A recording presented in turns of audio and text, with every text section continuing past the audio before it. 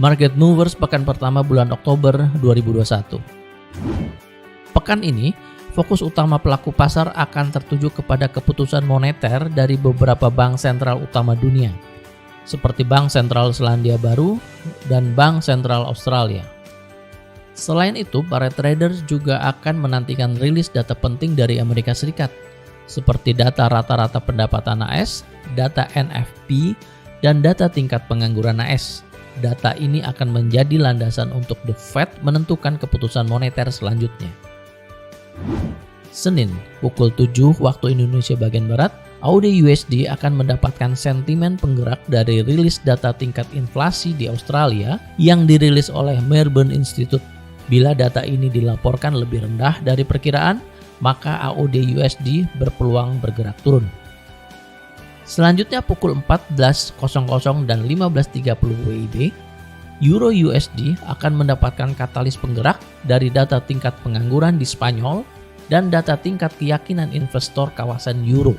Data ini berpeluang menopang kenaikan Euro/USD bila hasilnya menunjukkan angka aktual yang lebih besar dari perkiraan. Harga minyak berpotensi mendapatkan sentimen penggerak dari pertemuan OPEC+.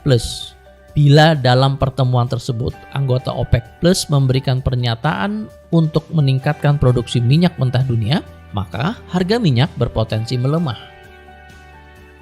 Selanjutnya, pukul 19.30 WIB, USD CAD akan mendapatkan sentimen penggerak dari rilis data izin pembangunan untuk periode Agustus. Meningkatnya pembangunan di Kanada berpeluang memicu penurunan USD CAD.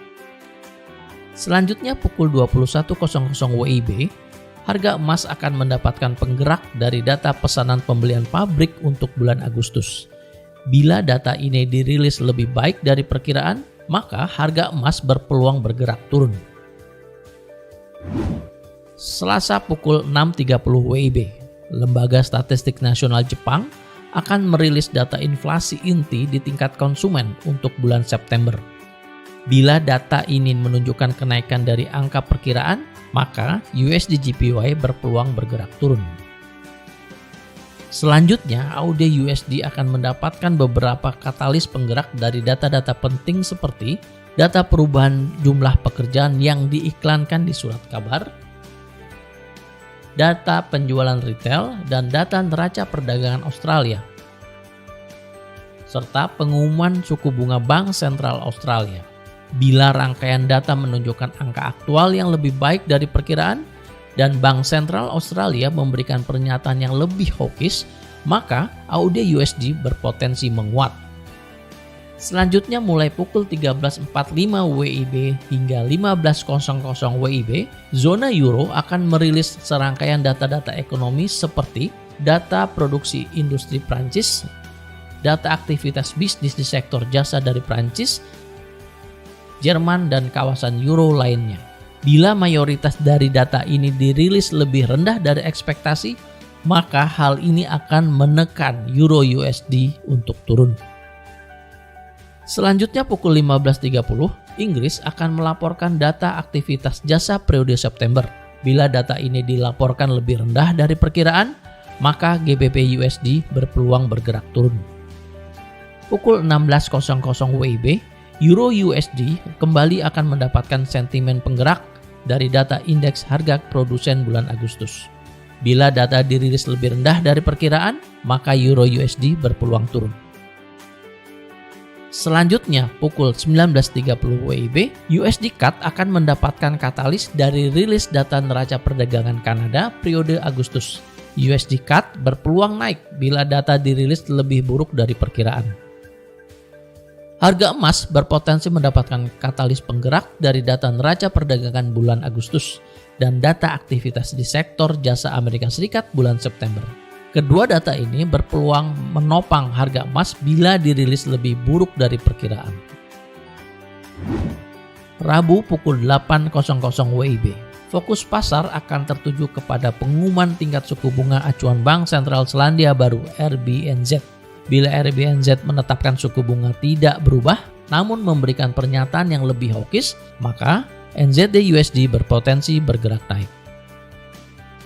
Pukul 13.00 WIB, Jerman akan merilis data pesanan pabrik Jerman untuk bulan Agustus. Euro USD berpotensi bergerak naik bila data ini dilaporkan lebih baik dari perkiraan.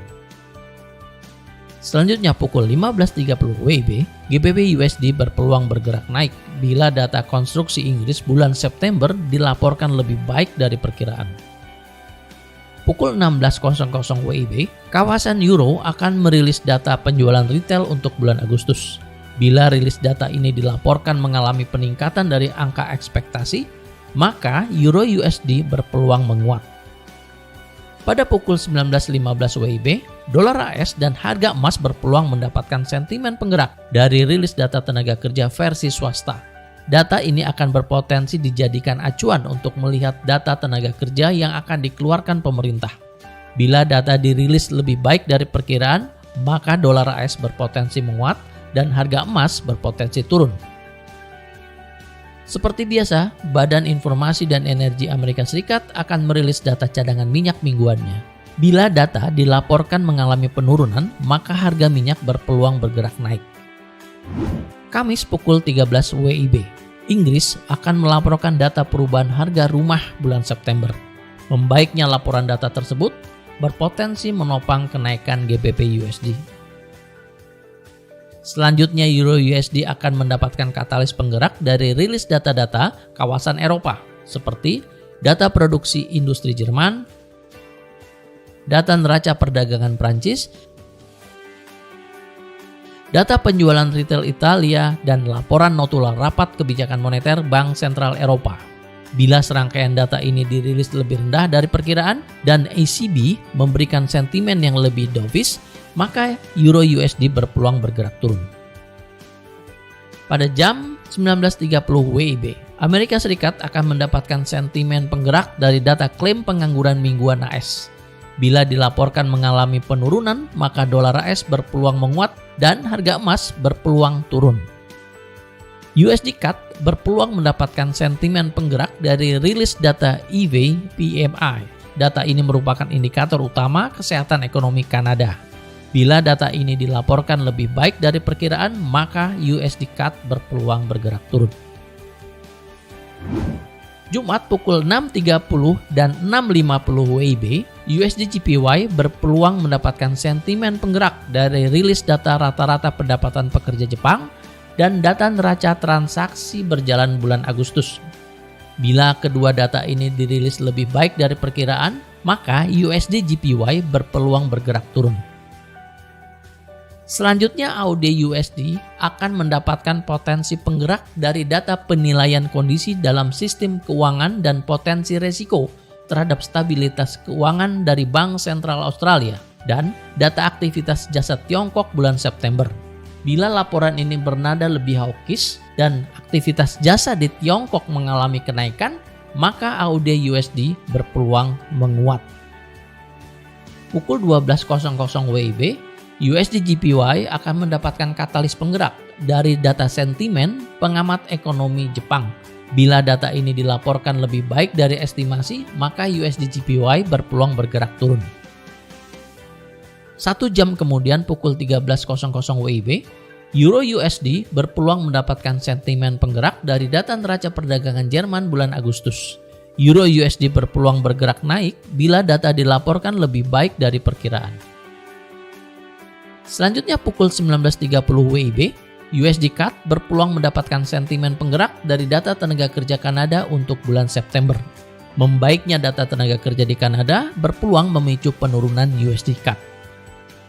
Di waktu yang sama, fokus pasar akan tertuju laporan data-data penting dari Amerika Serikat seperti data rata-rata pendapatan pekerja di AS,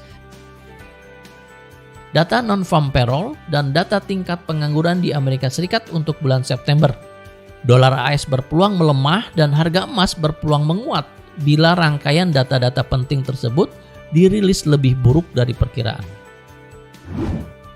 Berikut adalah jadwal market movers yang lebih lengkap untuk Anda perhatikan agar Anda tidak kehilangan kesempatan.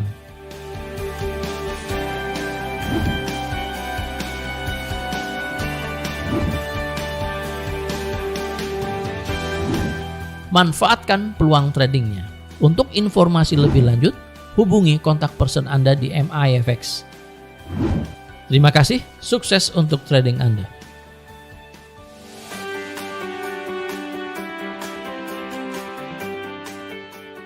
Nantikan Market Mover setiap minggu. Jangan lupa like dan subscribe untuk mendapatkan notifikasi pertama.